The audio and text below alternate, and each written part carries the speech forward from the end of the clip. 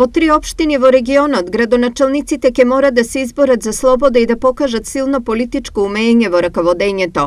Имено во Кочани, Пробиштип и Македонска Каменица одлучувачките раце ги имаат независни или советници од други политички опции.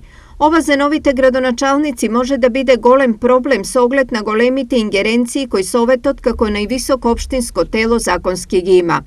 Советите одлучуваат за начинот на работа на општините, го донесуваат општинскиот буџет, усвојуваат програма и финансиски план за општинските служби и јавни предпријатија, даваат дозвола за вршење дејност од јавен интерес, избираат командири на полициски станици и слично.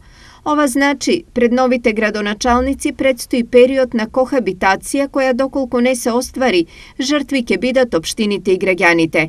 Вакви примери досега имало повеќе, а еден од покарактеристичните е за Берово, кога градоначалникот беше од една, а мнозинството беше од друга политичка партија, што во вакви случаи во пракса се прави. Бидејќи советниците сите живеат на територијата на општината.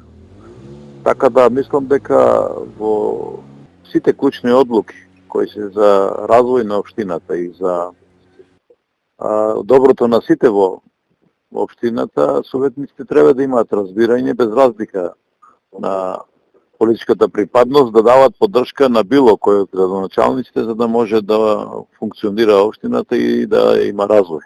Во спротивно има бројни примери каде поради исклучително високо ниво на политички конфликт општините со години остануваат на исто ниво и не само што не напредуваат, туку и назадуваат. Сега споменатите општини од регионот се наоѓаат во иста ситуација во која ќе мора да изберат помеѓу партиските контрадикции и интересот на граѓаните и општините.